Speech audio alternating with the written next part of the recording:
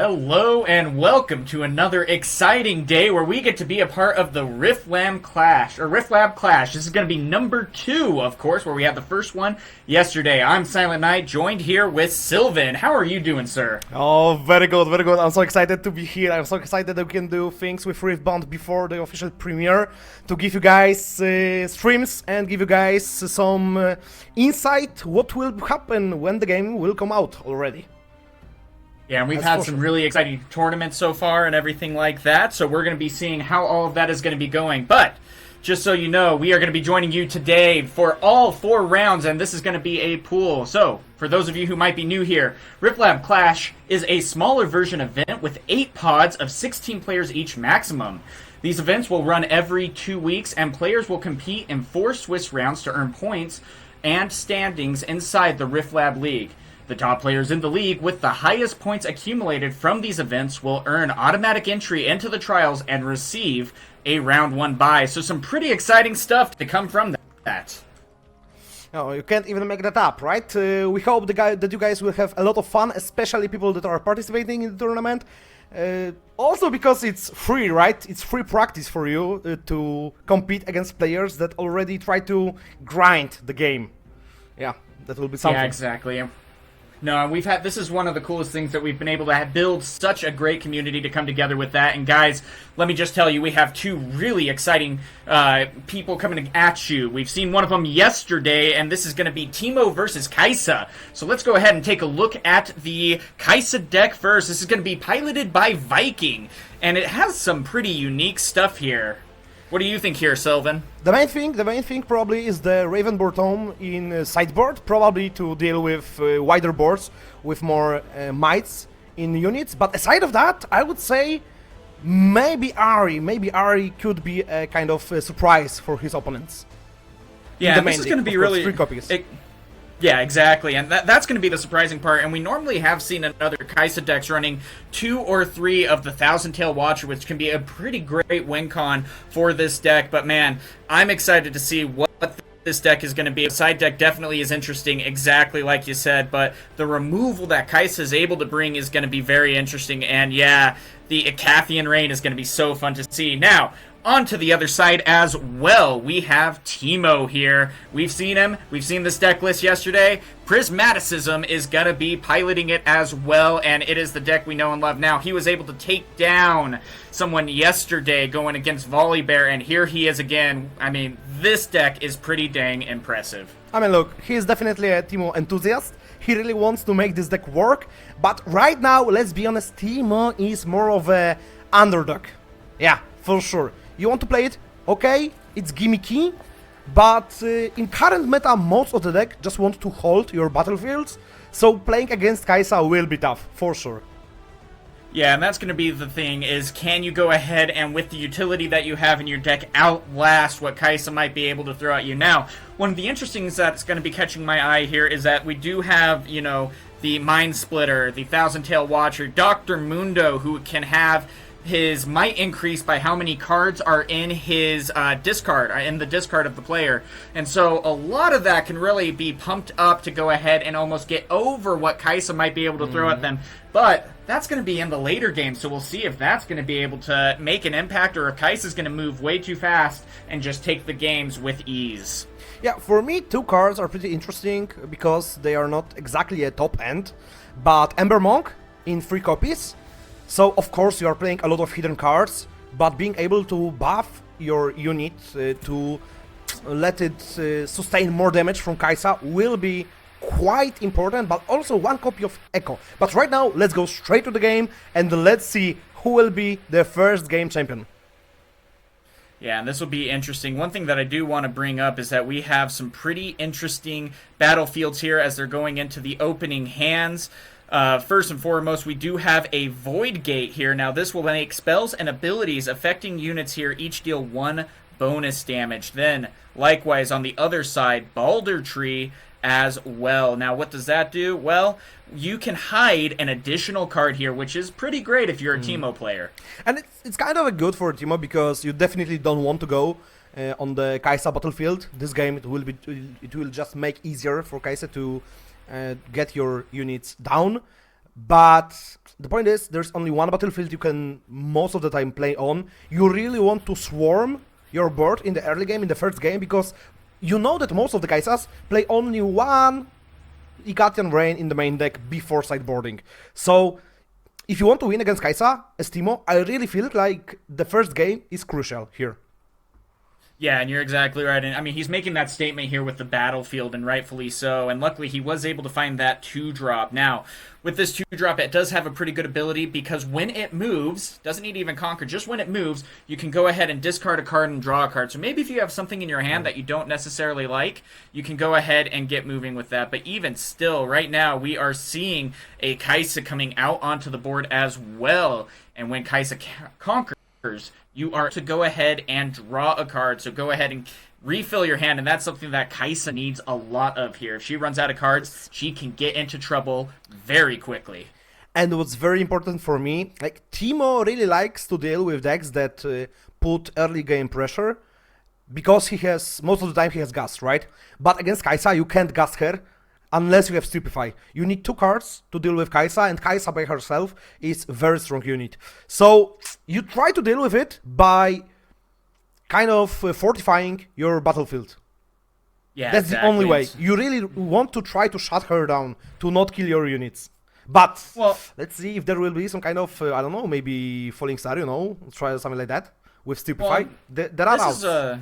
Yeah, you're exactly right. And there are some really smart plays here as well. You're seeing Prismaticism going ahead and adding 2 units to a battlefield because, you know, Kaisa does have a lot of removal here.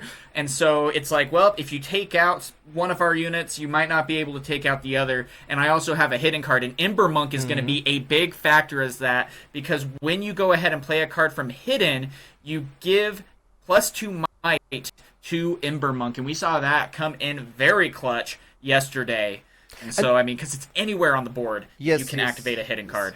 The fact that you can use his ability in response, it's huge. It's huge. And right now, yep, you really want to get rid of it. And so, yeah, it looks like we are going to be activating, and that will add the +2 might. And so only 4 damage is dealt here. Now, of course, Kaisa will still be able to draw a card off of that spell. 4 damage is still going to be placed until the end of turn, and it looks like the second ability in this case is going to be coming out in this case to deal that final damage with Hextech Ray, dealing 3.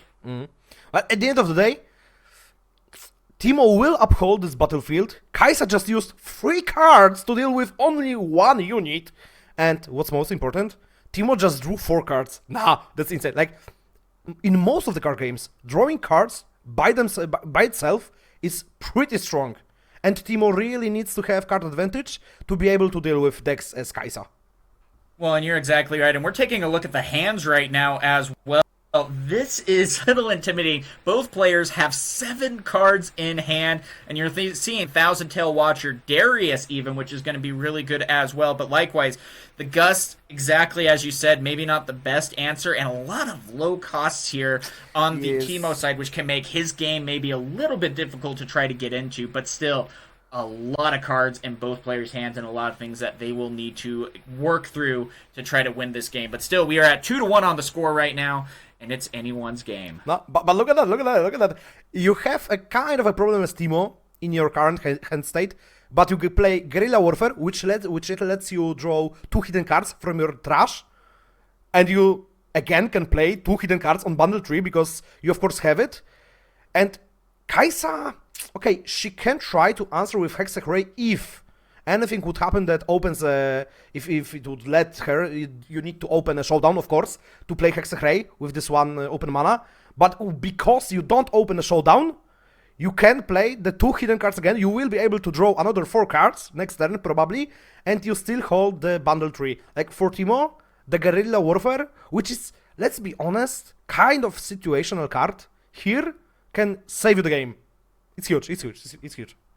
Yeah, well, and that's the thing, too. There is no maximum hand size in Riftbound, so, I mean, he could go up to 10, be perfectly fine. And here we go, seeing the Darius enter into the battlefield. If you can go ahead and play a second card with which is going to be the Hextech Ray again. That is going to be dealing 3 damage, but also readying up Darius and adding +2 to his attack. And that is going to be really vital here on trying to take this, but still, just like you said, TEEMO is now at cards, and when we pass over, it's going to be going over to 11 cards in hand. And apologies also because we only can show up to 7 cards in hand.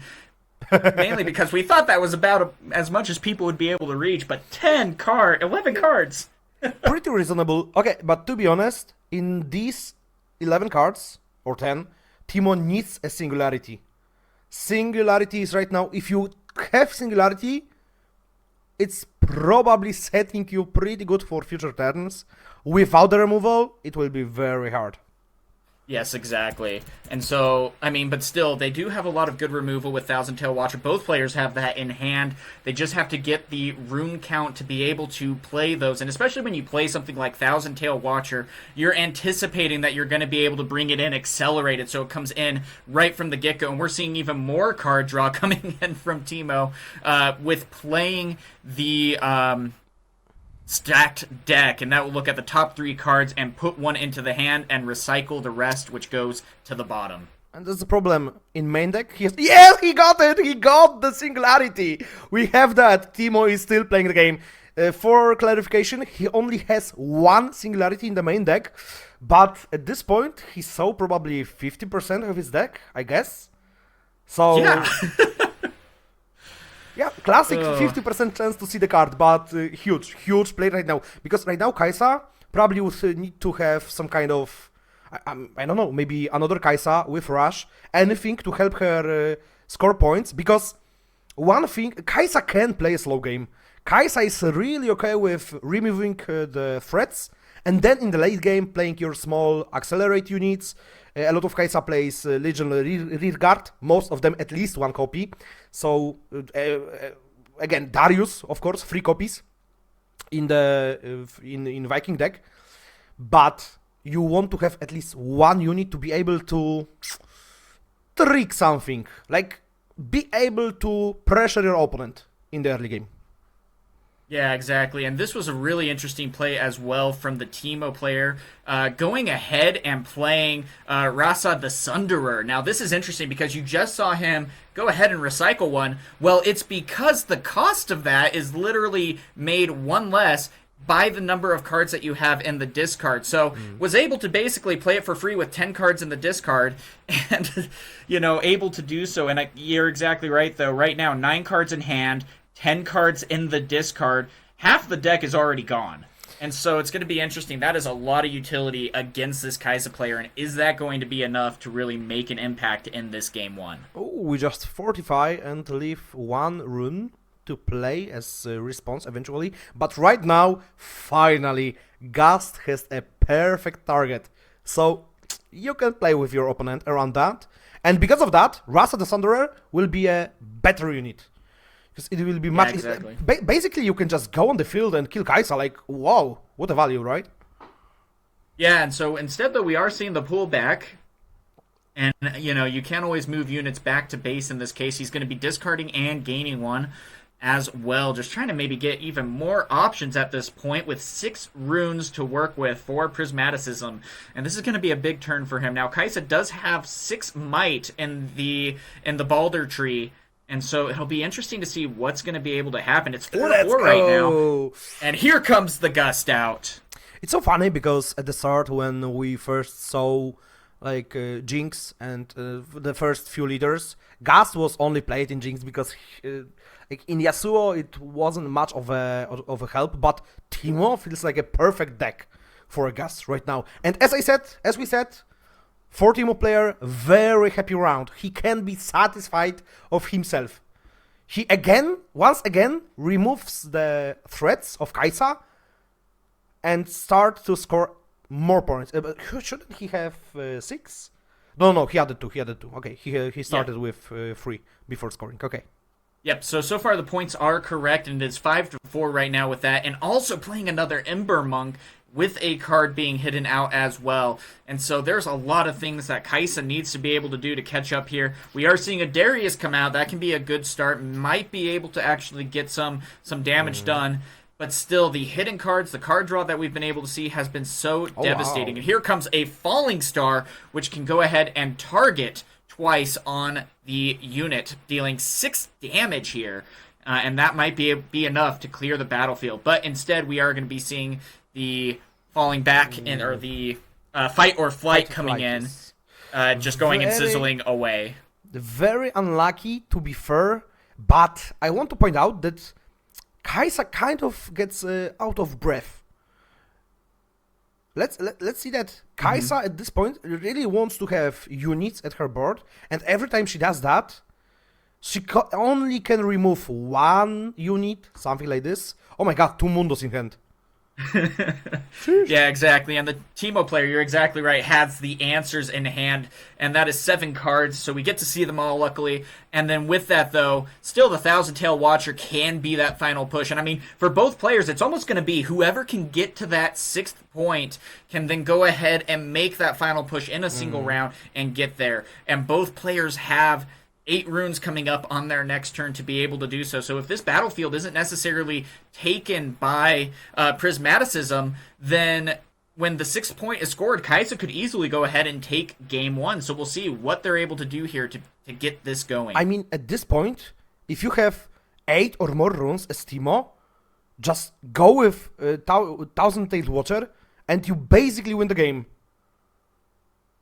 There are no runes on the skies. Yes, we are doing that. It's so easy, guys. It's so easy. Play him. He has Accelerate, of course. It costs you, if you play with Accelerate, it costs you total 8 energy and 2 power. But, yeah, there is no way to defend before. He even can kill all of them just using Ember Monk. 7 points. Kai'Sa has no board presence. It looks so good for TEEMO. And as I said, first game for TEEMO is the most crucial against Kai'Sa. Yeah, and you're exactly right about that. And the Ember Monk was able to swing in with ease, having the -3 coming in from the Thousand Tail Watcher. So Ember Monk just was able to waltz on in and call it good here. Now, this is going to be a very tough hold, and he was able to read that really well, especially with the Kai'Sa being completely tapped out of her runes. There was nothing she could do to respond, and so as soon as that Thousand Tail Watcher came in, he knew, hey, the math is correct, we're able to get this going, and we'll see what we can do to get this done. Let's see, I'm really rooting for you. Especially that on chat we had, for example, Aspera82, who said, such a breath of fresh air to see TEEMO after seeing China Regional with E all over.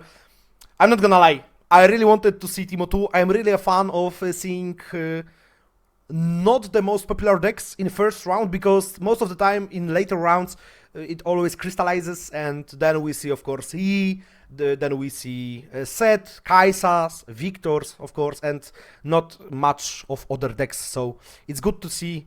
I really want to believe right now that, because meta is in early stage, that at the end of the day, after we will get a first set in English release, we will get some kind of information that meta is really open, that there is no clear one best deck, and we will be able to play most of the legends that we will get in first set. Probably not very possible because of how card game works, but I really want to believe that. Yeah, well, and I think so far, especially with these tournaments that we've had with Riftlab, have been able to prove that pretty well. We've had Darius, that got 2nd place being piloted by Prismaticism a couple weeks ago. We see also Falling Star coming out just now to ping for 6 damage, so even the hidden card won't necessarily be able to pump it up, even with also the Stupefy. And so TEEMO's at least going to be able to come out with the hidden activation, get the +3 as well, so that he still has a little bit of defense there, but still, the battlefield needs to be cleared in order for the game to be won, but 4 cards in hand, 6 runes to be used by Kai'Sa. We'll see. Does Viking have what it takes to go ahead and clear out this battlefield? I'm going to say probably not. Would need almost another Falling Star to do so, but even then, that's not enough. Let's see quickly. No, no, definitely no.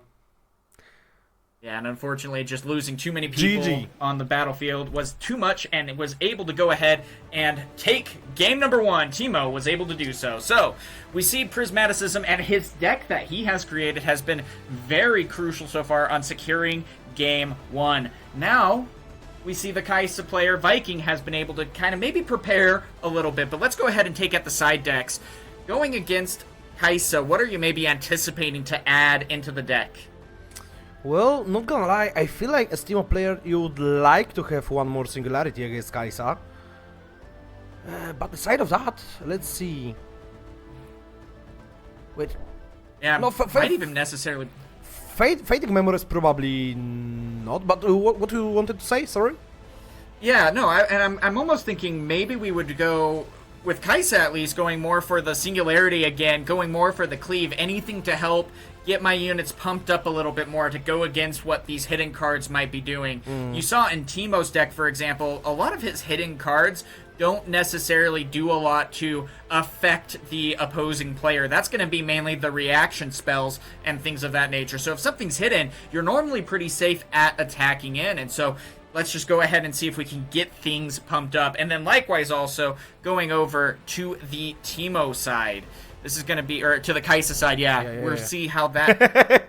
But we went to the TEEMO We'll side, see no how that problem, goes. no problem. We can work Back and forth. We can work with both for sure. Yes. Probably the most making me think thing is that Kai'Sa does not have another Ikatian Reigns in her sideboard. Like Ikatian, of course, it's very expensive card. Even if Kai'Sa reduces the cost of power to only 2, still pretty expensive and sets you back in your rune development. But the point is, it's so good against so many decks, right? So many decks. It's good, even TEEMO is one thing, but it's good against Victor. It's good against any hold decks, of course, especially if they are somehow ending up on your +1 damage fields.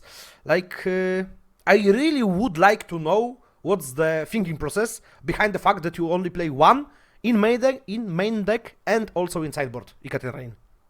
Yeah, exactly. And so it's going to be interesting to see also, though, because not only if you side deck, it's another thing to actually be able to see them in the game and if that can actually make an impact. And so we'll see if what these players are siding in. But, I mean, Prismaticism was able to navigate this game with ease. They're still, of course, going in and deciding what cards to side into their deck.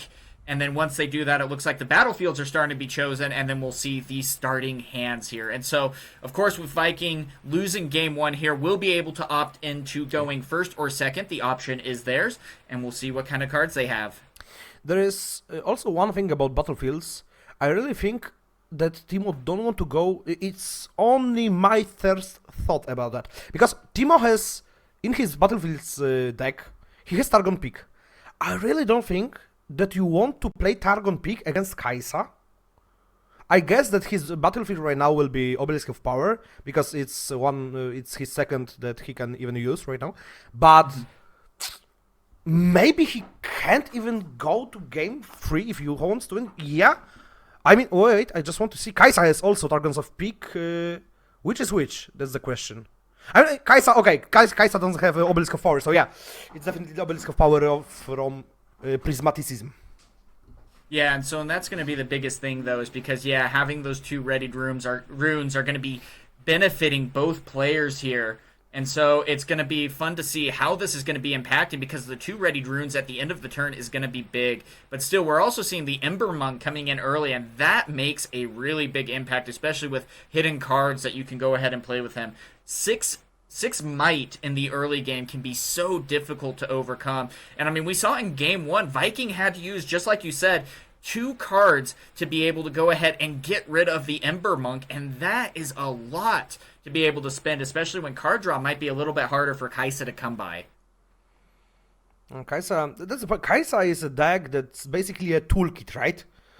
You for the fact that it's only the first set, Kai'Sa has a lot of things. She has power reduction, she has removal, she has rush. Like, I almost think that this deck is overtuned, which is very funny for me as for the first set. But even then, you need to see everything on tempo to really use this champion. That's why, Yeah, by the way, exactly. that's why getting Kaisa Rush that gives you accelerate Kaisa, of course, that gives you a draw on Conquer. It was a huge buff to Kaisa, but Yeah, even and we then, just yeah. yeah, So well, go.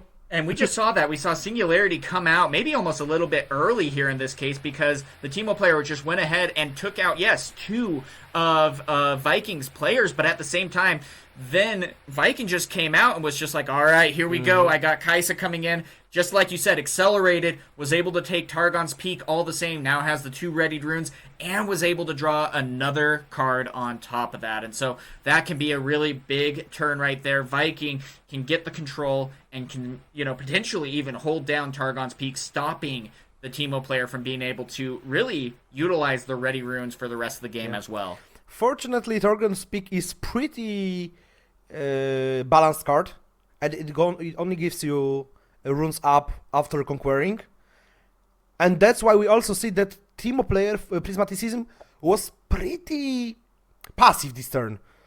He didn't even try to go and conquer because he knew there is a lot of outs for Kaisa to just kill my unit and I can't buff it.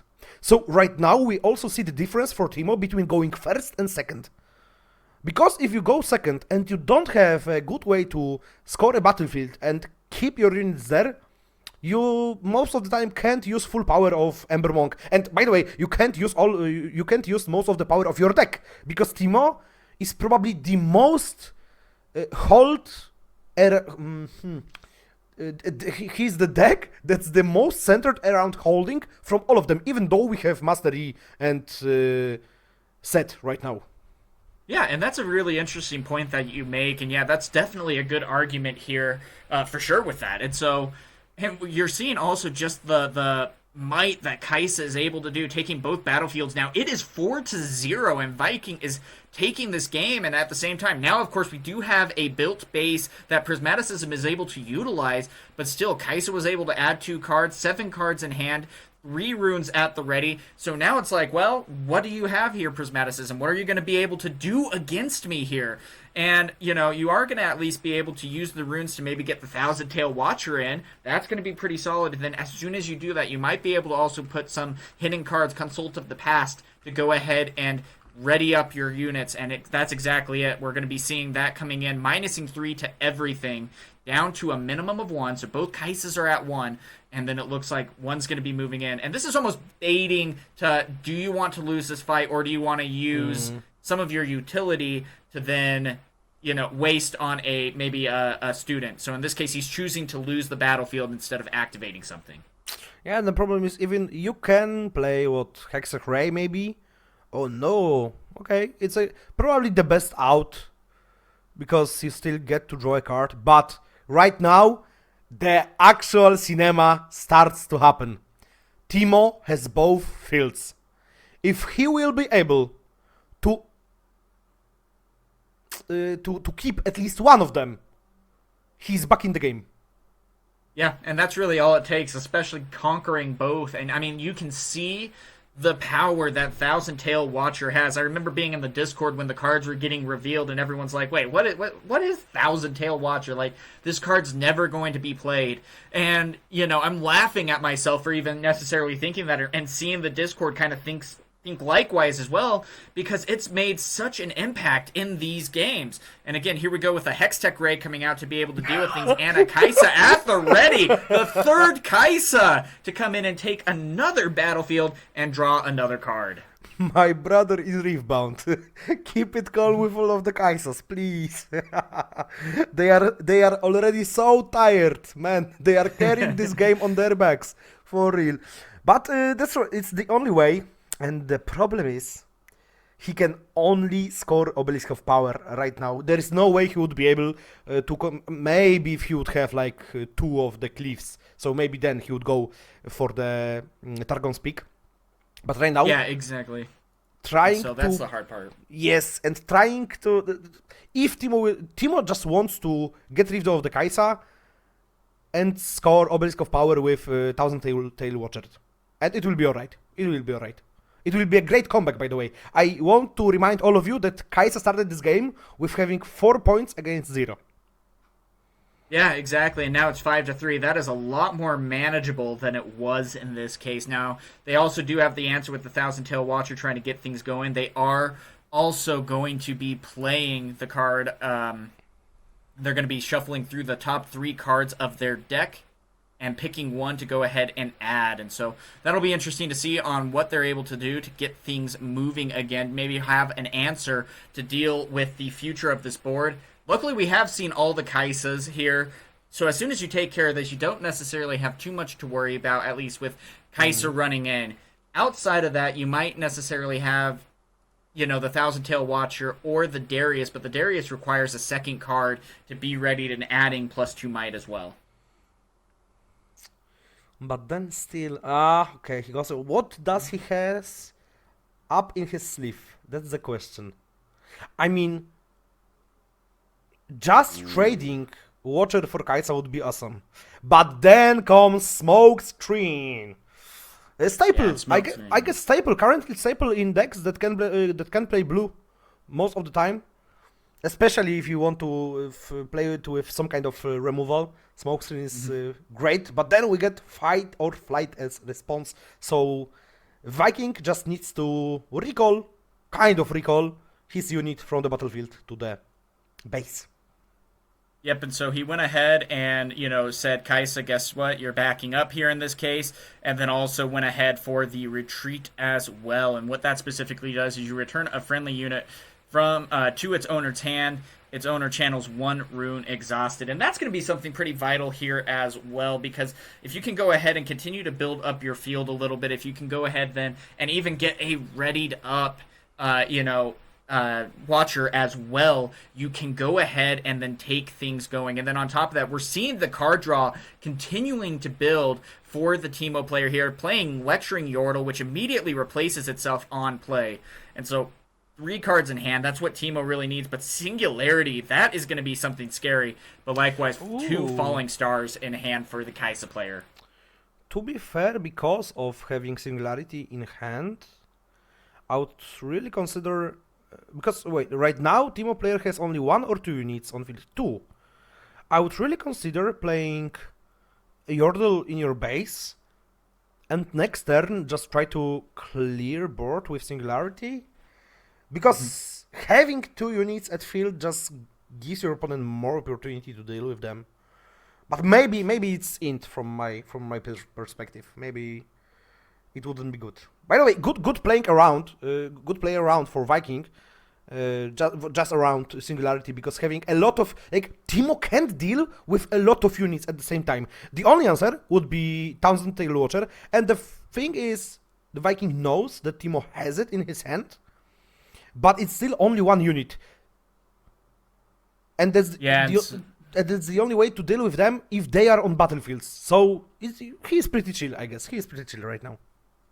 Well, and also with that being said, it's like, yeah, you see your opponent build up the backfield in this case. They're at 6 points, so it's like, it's like you're almost assuming and anticipating, guess what? Kaisa probably has a Thousand Tail Watcher in hand, and what response do I have as Prismaticism to be able to deal with that? He has the runes to even be able to accelerate it this next turn and try to take everything. Now, in this case, we do see a Thousand Tail Watcher on Prismaticism's side. He's going to be trying to go ahead. Kaisa's going to be down to 1 might, and then of course the 3 is going to be coming out with that, but that still won't necessarily be enough to deal with the Thousand Tail Watcher. So it's going to be 6-5 now, but still, it is going to be something where if you go ahead and take both battlefields as Viking, Game 2 is going to be secured. And so we'll see if that's going to be something that will happen here, but right now it's looking pretty good for Viking.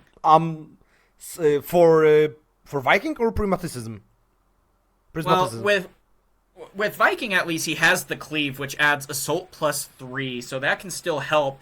And then also, if you go ahead and play the Falling Star as well, that will also buff up the students as well, because anytime that a spell is played, students get +1 to their might. And so that can be something to really help get things moving. But still, this is going to be a little bit tough, well, and especially right after playing that card for free here. Right now, I would actually play him on the field, to be fair. It's nice to be reactive, but You want to uphold at least one of your battlefields, right?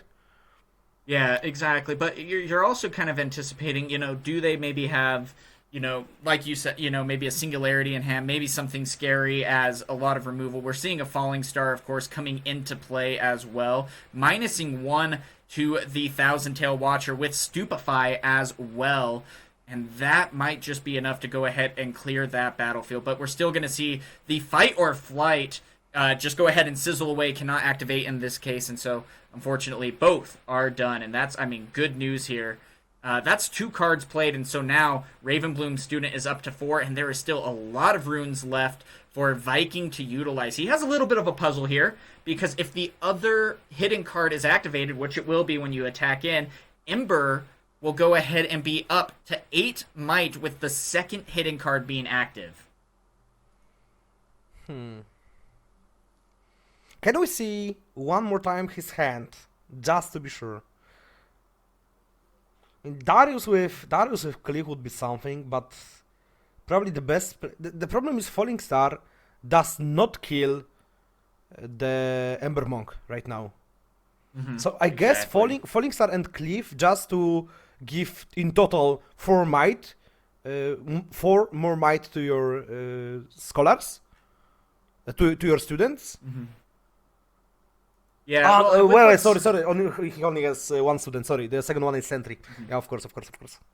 Well, and we see also Viking, with the 6 runes in hand, could go ahead and play the Darius. 2 cards have already been played for turn, which means it would come in readied. And even so, the Cleave as well will go ahead and add +3. And so might be able to find the answer there, but that's still going to be 10 to 10 in that case after the hidden card is activated. And if you just go ahead and rush in with everything, TEEMO is absolutely tapped out in this case, and so might not necessarily be a lot to get around that in this case, but okay, we'll see another Falling Star. It's just it's just kind of a pushover. Like, you just want to be sure that you will score last needed time in your next turn. And but wait, doesn't TEEMO has where is the thousand tailed watcher? Wasn't he fight or flighted? Yeah, there was one. He might have top decked the other one at the start of his turn in this case, and so it'll be interesting to see how that will come into effect here. And we still have 4 runes at the ready to maybe watch out for any attacks that might be coming in, because even a trade might necessarily save Viking here in this game.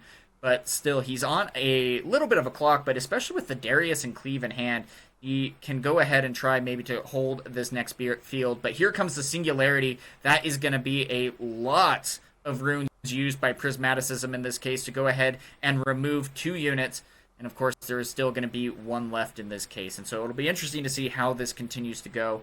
But retreat. Right now, I remember correctly that he has retreat in hand, right? If I remember correctly, yeah, I think you're right about that. So, retreat. Dude. Like, I mean, if there is alternative way to get off this sentry, then okay. But still, your opponent will be on the clock because of that. Okay, fighter. Oh wait.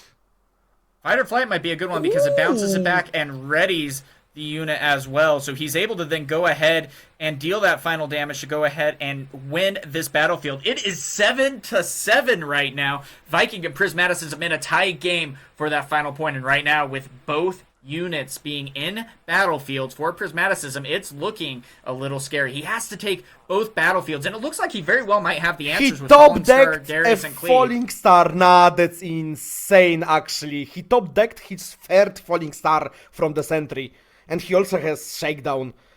He's gifted, he's him, you know? He's actually him. And so here we go with Darius coming down onto the battlefield. Of course, will come in tapped in this case. Now, if you go ahead and try to take out the other battlefield, would they then be able to activate their ability? But I don't necessarily think that would matter at this point either as well. With the 1 hidden card dealing 6 damage either way. Yeah, you just even if with a hidden card, it would go up to 6 is all. Yeah, but Right now, only maybe retreat to save him, but I don't see a point, to be fair. And Darius, by the way, is able to go up to 10 because of Cliff in Viking's hand. But let's remember one thing, one very important thing. You can't score 8th point by conquering. You need to hold. Okay, he does that. There comes the retreat in that case. Yep. He wants to play a long game. That's good. So you just got to be very careful about maybe the responses. There is 1 untapped room on Prismaticism's side, and 7 coming out. Now, of course, the cleave can still be a factor here. You don't want to necessarily count that out because it can be played in showdowns here, and that might be the final push needed to go ahead and get to that point. Now, of course, this won't necessarily get the winning point yet. He has to hold for the final turn here, and so we'll see is Prismaticism able to go ahead and either take both or at least take care of the Darius, and the game continues. Let's see. Oh my god.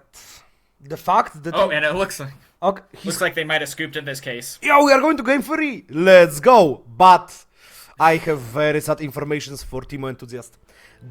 What I said in game 2, before game 2, and what's very important right now, that the last battlefield for TEEMO is Targon's Peak. So we are basically playing battlefield for Kai'Sa. That's tough. Yeah, that is going to be really tough. And I mean, you saw exactly, the Kai'Sa was able to come back, but that was still almost a little too close for comfort. But I mean, you saw what the interactions were able to do. Both players have answers for the corresponding decks. And so this is going to be really interesting to see how Game 3 is going to be going. Can we find the card draw? Can we find the answers that we need? Do we make any changes even in the, side decking for Kai'Sa in this case? I mean, what is Viking maybe going to be thinking here on substituting in or just keeping things the same? I really don't think that you can change anything for game 3. That's also I really wonder what will be the philosophies behind sideboarding in competitive in Riftbound, because technically after game 1 you should be sideboarded perfectly for your opponent, but because of what your opponent sideboards, it may change something for game 3. So it's basically like a game, like I know that you know that I know that I have something, it's like playing I know in Polish it's ciuciu babka. I don't know how to say it in English, but it's basically playing like hide and seek, but everyone's know what you have. But and here's the thing too, especially playing in person, for example, you can normally even watch and see what your opponent is side decking, maybe how many cards they're putting in back and forth kind of thing, and seeing and getting at least a little bit of a clue. And we're taking a look at the opening hands, and the TEEMO player definitely has the turn 1 play here at least, and so we'll be able to get the point. But with the battlefield, the arena's greatest, each player is going to be starting at their upkeep with 1 point already established. So already right off the gate, we're seeing maybe this game is trying to be sped up a little bit so that we can get to victory faster, and that is going to be Kai'Sa's battlefield with arena's greatest. Yeah, and it actually should not be optimal for Kai'Sa because TEEMO is going first. And that's the risk and reward. Yes, with playing 3 games and picking the battlefields. Yes. And I really like in the first set we got some okay, how to call the fact that there is one thing on the one side and one thing on the other side. Okay, I like the fact that in the first set we got white and black things, because on the one side you have the arena greatest, and on the other side you have the card that makes you that you need to have 1 more point to win. You need to have 9 points instead of 8. The battlefield, yeah, the one with chip from Legends of Frontera, but I guess that if we will have the rush deck, the staple aggro deck in this game, this deck will definitely want to play the arena's greatest. It's very fun field, I guess. It just makes the game so much quicker. Yeah, and already you're seeing, trying to go ahead and get things removed. You're seeing Retreat coming out. Now, Retreat is going to be a really good card as well, especially just having another rune exhausted. That's going to be getting you a little bit more ramp to maybe try to get, to your late game a little bit sooner in this case, so you can get those bigger units out that might be terrorizing you. Having the Dr. Mundo in hand for Prismaticism, not necessarily something you want to see in that early game, but now we finally see also in Viking's hand the Ari, which could be a pretty big game changer here, and Singularity coming out to take out both units here. The Kaisa, that can hurt a little bit for Viking in this case, but still, that is a lot of runes tapped in that case to try to go ahead and clear out 2 units. But I think from the perspective of TEEMO, it's a game of possibilities. If you invest a lot to kill Viking units and he doesn't have another rush, you are safe. Because he needs to play a unit next turn, he really needs to, and also want to execute your own units. So he needs to invest more cards, and of course cards are oh my god. Wait, sorry, I need to Google that word. No problem. A resource, yes, and of course cards are a resource that you need to respect in card games. Yes. So sorry, I'm gonna be honest. I'm so stressed today. It's like I'm so happy that I can do that because I know it's easier to make things happen in English scene. And of course, we are also trying in like Poland is so hyped for Riftbound for sure, but we still didn't have any online tournaments yet. But it will happen for sure. We will see. But right now, okay, let's focus on the game. Of course, it's game 3 of the first round. Currently, TEEMO invested a lot in this turn. Yeah, exactly. Yeah, and so there's a lot going on here. Maybe they're discussing amongst themselves right now. The thing to keep in mind also with this layout, if you're wondering what game we are in for you guys as the viewers, if you look above Viking's camera, you see a yellow bar there as well, showing 1 filled up and 1 gray. Likewise for Prismaticism as well, and that is showing who has won what game. And so that can be a little clue to help you go ahead and see what game we're in and who even won the past games as well. So really nice feature there as well, especially as these 2 players continue to contemplate maybe what they need to do to build up their board state. I wonder what's happening right now. Like, what's taking so long? Yeah, that's the interesting part, because I'm not sure. Can we see hands? We saw a Prismaticism. Oh, and they're doing a judge call in this case to maybe overlook or to get a rule clarification on things, on interaction. So it will be a second that we go ahead. A judge will be called in, and we'll try to see what the ruling was in this case and get that information for you guys. But still, let's go ahead and take a look at the hands, see what we have in here. I still think another Kaisa. Again, we're talking about that aggression here with the haste, or in this case, accelerate for those of you who know Magic, and Ari as well is going to be pretty scary here. And it's very funny that he's playing free Ari. There is an option that he sideboarded some of them. Because in this, I really don't know the theory behind Ari in this particular matchup. Of course, overall, Ari sounds pretty nice for Kaisa, because if anyone wants to retake your fields, you weaken them and it's easier to take them off, of course. But overall, it's very slow card, especially in this matchup. It feels like it. So it looks like. Yeah, and it looks like we got the clarification. It was, trying to maybe see some TEEMO interactions and what that could potentially mean. And so luckily, the gameplay can go ahead and get there. And so, the hard part is, with some of the rulings, we are still trying to figure out, even as a game as a whole here, especially with even some of the erratas that were even announced. Riftbound is even trying to figure a couple of things out still. I mean, game's not even out in America yet, so it's really cool that we are able to play it in this sense and have a team of judges to even help officiate this as well. Imagine making the first set of the game so great, so skill expressive, that it's already very hard to make rules clear. Yeah, it's very funny. But that's what I love about Riftbound, that this game, the skill expression of this game, a lot of it lies in the fundamental rules of this game. Because there are a lot of weird interactions between cards, but in core, the strategic soul of this game, when to go on the battlefield, when to fortify it, where to play reactively, is very nice. It's very nice. And also runes, of course. if you want to play something for power, if you want to recycle some runes or maybe wait for the few turns, it's very nice that in the fundamentals of this game you have a way to express your skill. I really love it. Yeah, exactly. And so just to give you guys a little bit more clarification on what happened with the judge call, that was specifically to the question of, can you hide stuff from the champion zone?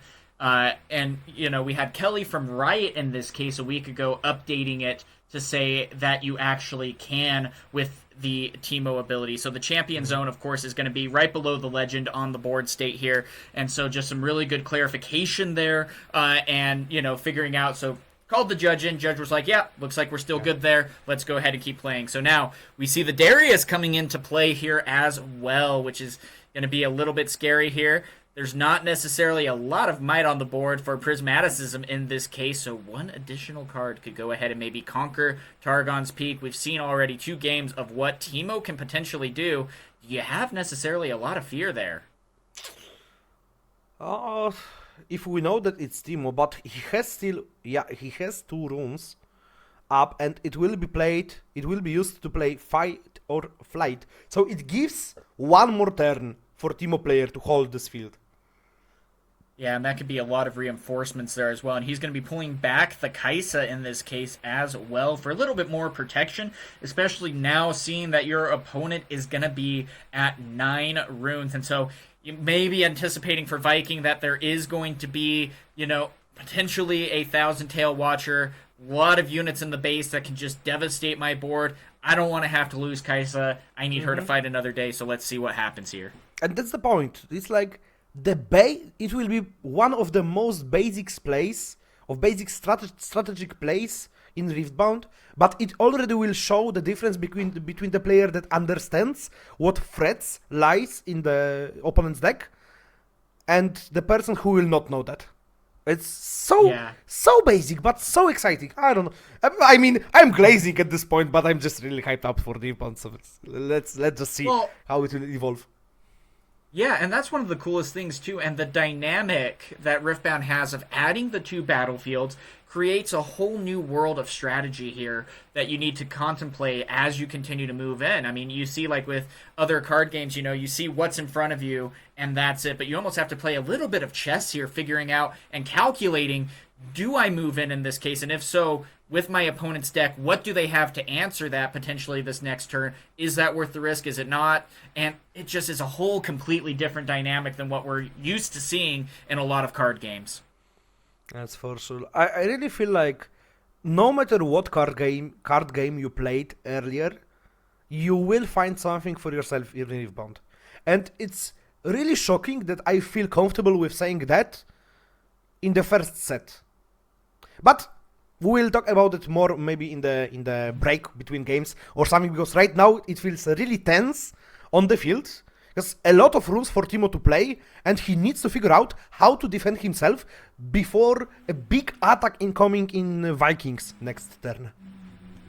Yeah, exactly. And I mean, this is a big turn as well, because if it turns out that Prismaticism kind of makes a misplay here, then there is a lot that Viking can go ahead and respond with. And so going ahead, thinking about what you can maybe do to get some good responses here, to maybe not overextend yourself, but still it's going to be a little bit scary, because if Viking is able to go ahead and take both battlefields this next turn in this case, then you're going to be finding yourself being 6-5, potentially maybe 6-6, and seeing what might be able to be done to secure this game 1 victory. Let's see TEEMO's hand. Let's see what's the pickle here that he's thinking. So, okay, I see. That's the problem. You don't have a lot of outs right now, and Kaisa is sitting on Ikater Rain. It's very threatening. Of course, Prismaticism can't know that. He can only expect that to happen. But the problem is, one thing to remember, for the new players, we are all learning right now how this game works. Of course, you can hide, consult the past, and you would feel like hiding it, playing TEEMO, makes you draw 2 cards by using 1 rune. But the point is, after hiding it, you can't play the hidden card in the same turn you played it. You need to wait to the next turn, to your opponent's turn. So getting out right now would be very hard for TEEMO. And also because he does not have a lot of cards in his trash, the Thunderer is not free. Mundo does not have a lot of might. So, yeah, it's pretty tough. It's pretty tough for TEEMO to uphold his current position. Yeah, and we still see the 3 cards from, Mundo being in hand. The difficult part, though, is there is not a lot of cards in the discard this time for Prismaticism. So Mundo has been sitting since the beginning of the game. And the hard part is when you go ahead and play Dr. Mundo in this case, it's at the beginning phase you recycle 3 cards from your trash, which means Dr. Mundo is going to be losing 3 might. And that's going to be a big difference maker. So in this case, it looks like we are just going to go ahead and reinforce everything. Oh, wow. Put down another hitting card for Prismaticism, and then just saying, okay, I've defended. What can you do here, Viking, to deal with my board state? What I love, we see a Stupefy bluff. But the point is, Kaisa does not care. She says, I don't care about your bluffs. I just play Cat. And that's the point. Catian Rain is such a strong card against TEEMO. Because right now, he just needs to play his hidden cards. Yep, and that's going to be the biggest thing. So a Cathian Rain, it might be the game changer needed to go ahead and get this game under control again. That is going to deal 2 damage to a unit, but you get to do this 6 times. And so that can be a big deal, dealing 12 damage in this case to really clear up the board. And so we'll see, they're discussing all the targets now to see what's going to be happening here in this case and see what happens. Now, of course, with activating maybe hidden cards in this case, you are still going to be able to, maybe draw cards off of this, maybe try to get some responses. But in this case, it looks like a lot is going to be cleared in this case. Wait, 1, 2, 3, 4... Of course, but because okay. Well, Stupefy was on in the hand of Viking, so he still can clear one of the students. Yep, exactly. And so the students also still have 2 damage on them, being only targeted once. And so the biggest thing is only 1 additional damage needs to be dealt in this case, which is why you saw the other ability when the Stupefy was activated on the other student, that it was then removed from play because they, we don't necessarily have dice virtually. We can, but it's a little bit annoying. And so in this case, you saw, they're just kind of talking about and remembering. So here comes the TEEMO coming out. That's going to be +4, but still in this case, that is not going to be enough to go ahead and clear the board. Darius is going to be holding. Both battlefields are going to be captured, and now this is going to be pretty scary, especially with not a lot to be able to rebuild the board with. So going to be digging a little deeper with this card, being able to draw 2, but still nothing necessarily with Accelerate to go ahead and get some answers going. Wait, why did Darius die right now? Okay, maybe they counted the damage, and it was enough to kill him. Maybe they tied. Yeah, that very well could be it. It might have been a tie, especially counting the 4 in this case.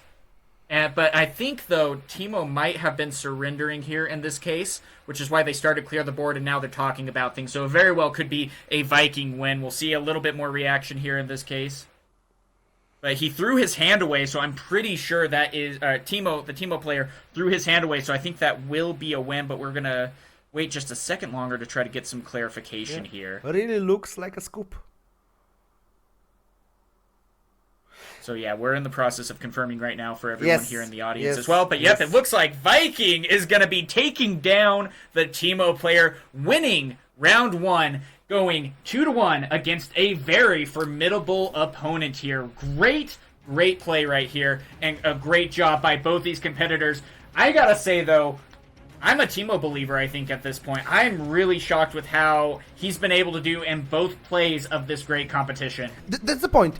Imagine if TEEMO played against deck that is not so removal heavy in the first round. I really believe that TEEMO has some legs, but the thing I like the most is that we see potential in decks like TEEMO, in decks like, for example, I really think that Yasuo in long term, if he gets more support in next sets, he will be a good deck. You just need to have more support.